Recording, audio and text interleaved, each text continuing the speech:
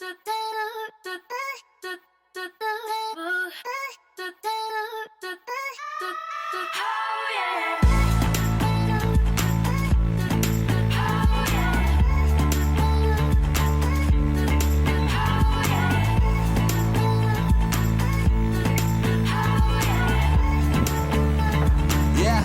5:25. I gotta get going. I'm running slightly behind, but it's time I can make up. So I'm not really worried about it. It's a great morning. Again, lovely weather we're having here in Michigan. I know I talk about it a lot. Like my whole vlog is just, oh, look how nice the weather is. So I'm heading out to work now. I'm gonna work my whole shift and then I'm gonna have a good run and then I'm gonna come home. 1, 2, 3.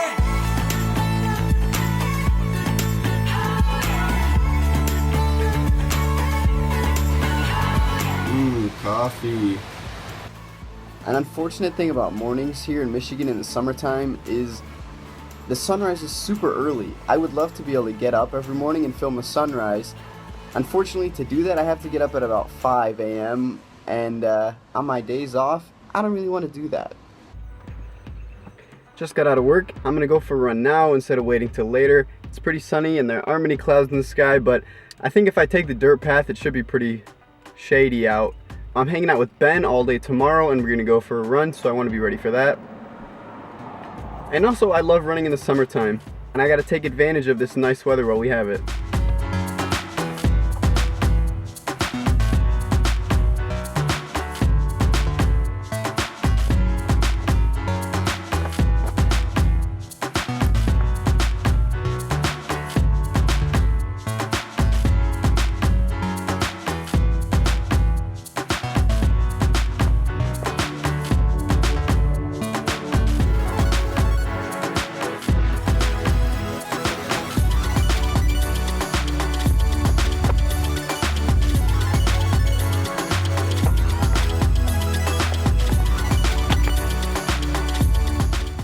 That was by far my best run that I've done since I stopped running like years ago.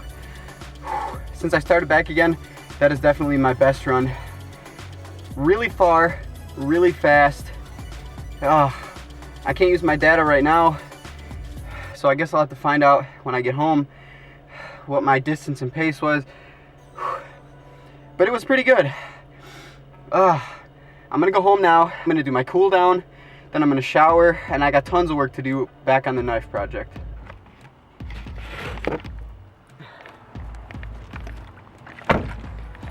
Just got home. I think I might do my cool down outside, but I think once I get into the AC inside, I'm not gonna wanna leave again for a while.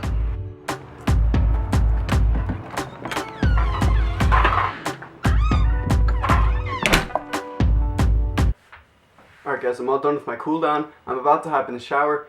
Here's my pace. 5.2 miles at just over 8-minute miles. Feels really good. I'm glad to be able to get back in the saddle in the running game. I gotta go shower.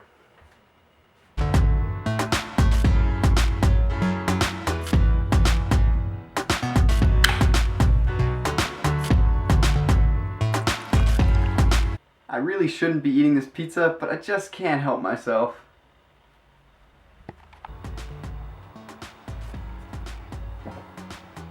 People have been asking me a lot of questions about what camera am I using, where did I get that camera, how did I start filming things, what gear do I use in general, so I'm going to talk about that for a little bit.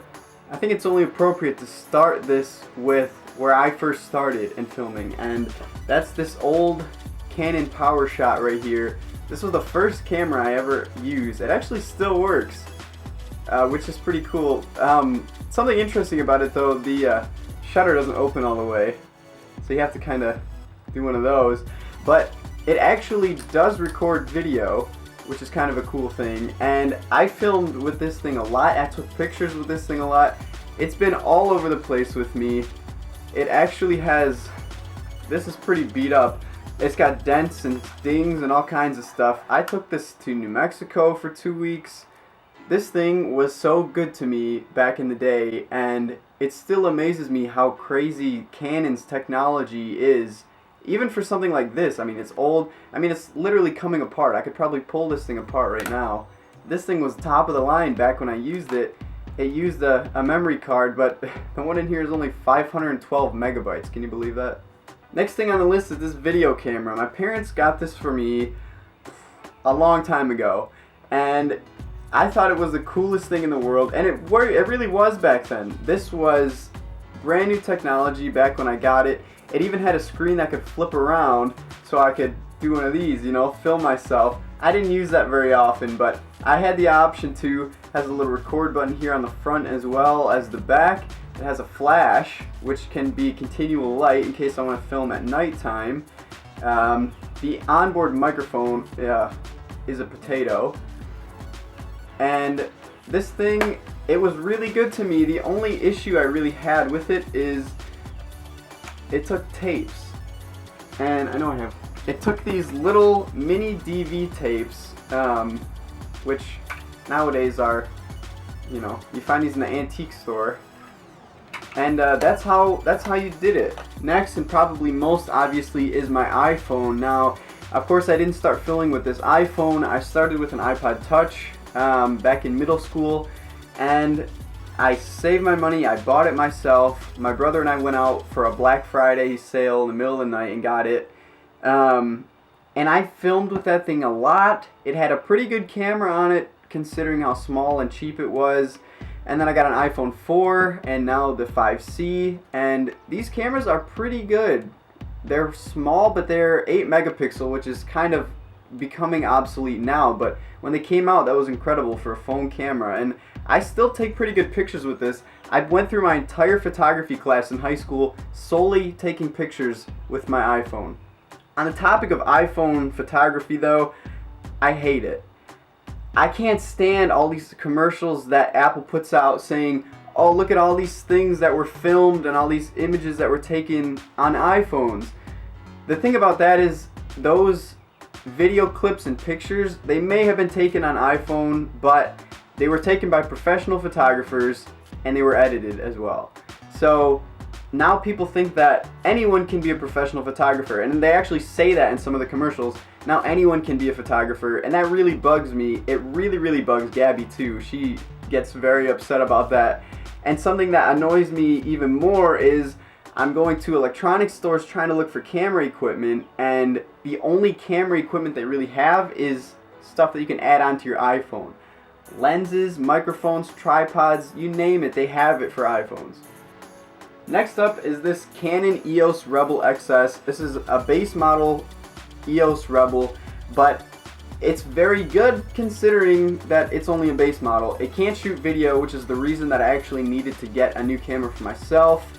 But I've taken so many pictures with this. We have this stock lens and then a zoom lens too that I still to this day do my nature photography with. I've gotten so familiar with this camera and I know everything about it. I can use it to do just about anything. I would have liked to stick with Canon because I'm a huge fan of Canon. The camera I'm using right now is a Nikon, and learning how to use a Nikon professionally after using a Canon for all these years is a little bit confusing. It's definitely a learning curve, but it's worth it in the end because the current camera I'm using has a lot more functionality.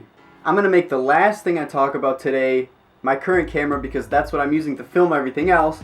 So moving on next, this is my external hard drive. It's a Seagate. You can buy these at the Apple Store. They're a little bit expensive, but it's very high quality product. With Seagate, you definitely get what you pay for, and that's kind of the reason that they have them in the Apple Store, because generally with Apple products and products that Apple endorses and sells in their store, you really do get what you pay for, and that's definitely the case with this. A lot of people use those rugged external hard drives that have an orange case around the edge. Those are really nice too. They sell those at my school, and just about everyone else there has one, but I prefer this. You have to be a little bit more careful with it, but I think the quality speaks for itself. Next up on the topic of Apple is, of course, my 13-inch MacBook Pro. I paid the extra $700 to get the Retina display because as a photographer and graphic designer, being able to see exactly what I'm looking at with optimum screen quality was a must. I love this thing. I love the size of it being 13 inches. It's still pretty small. It's not too big. I can carry it around easy, and it fits in almost every single backpack. It even fits in my outdoor backpack in the hydration pack pocket.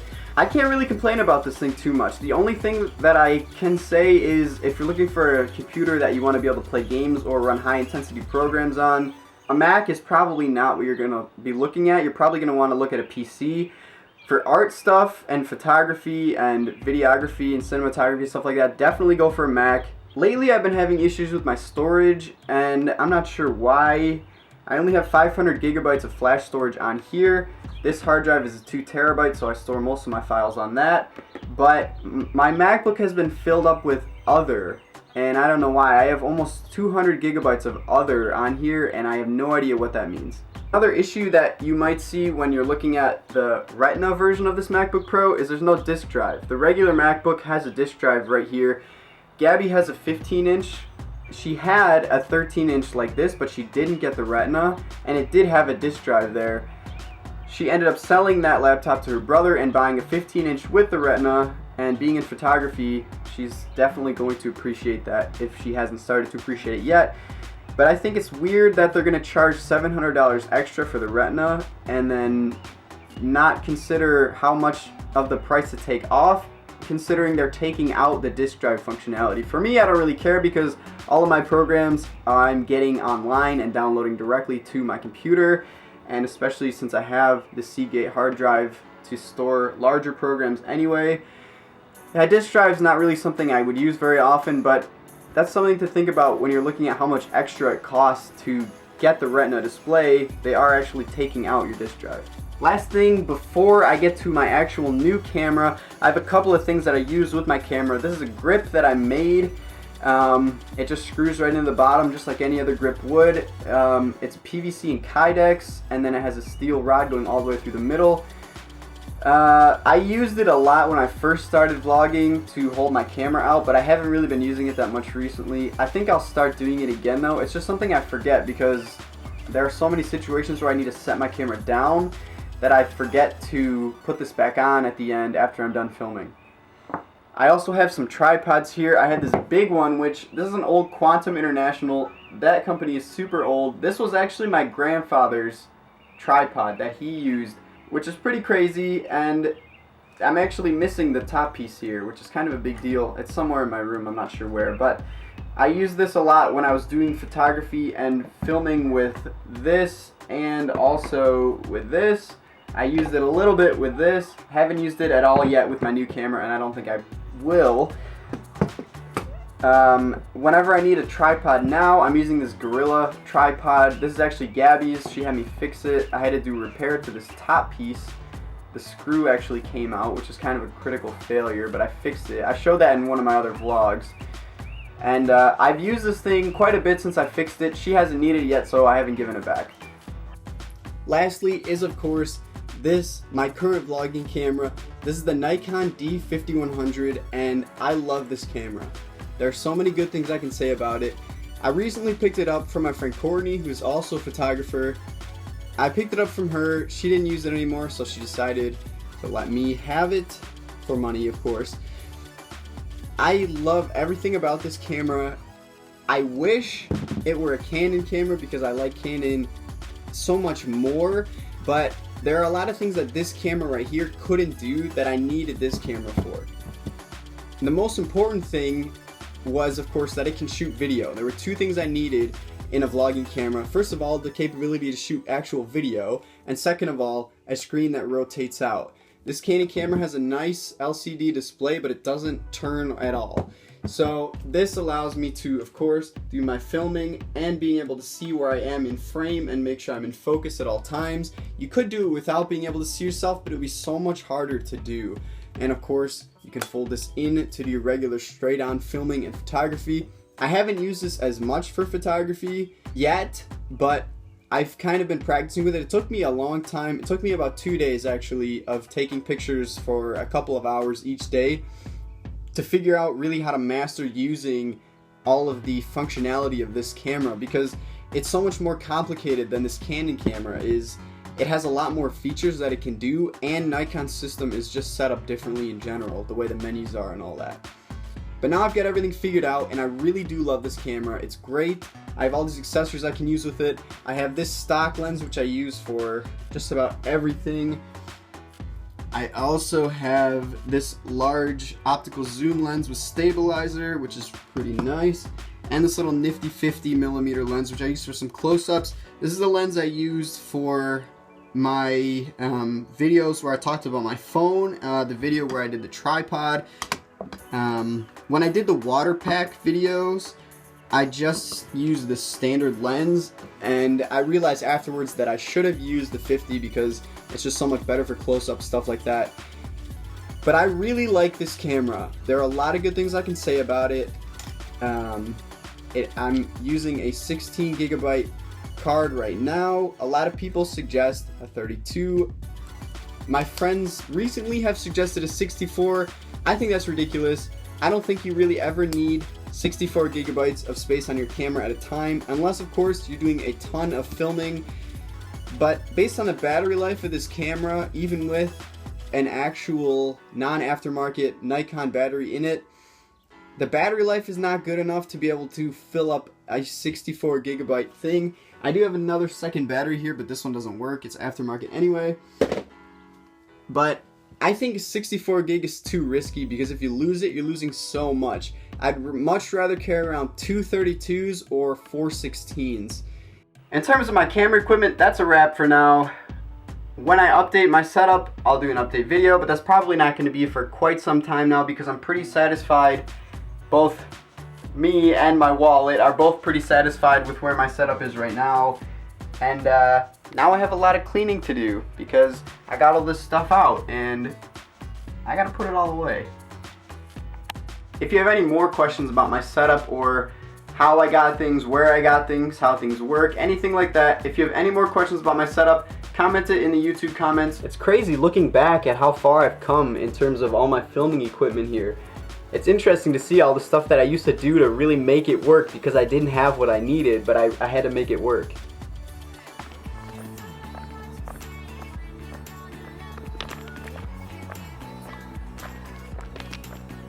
Today's been a pretty good day. I haven't necessarily been busy, but I've been filling my day up with things, and I feel like I've been pretty productive.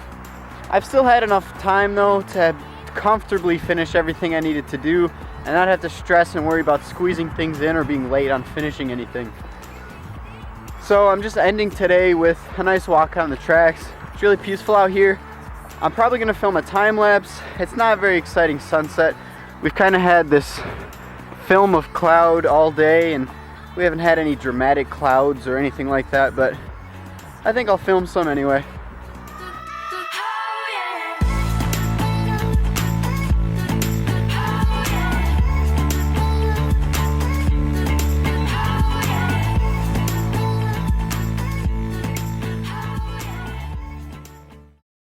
Although I guess I haven't paid for it yet, so I didn't really buy it yet, but I'm going to pay for it.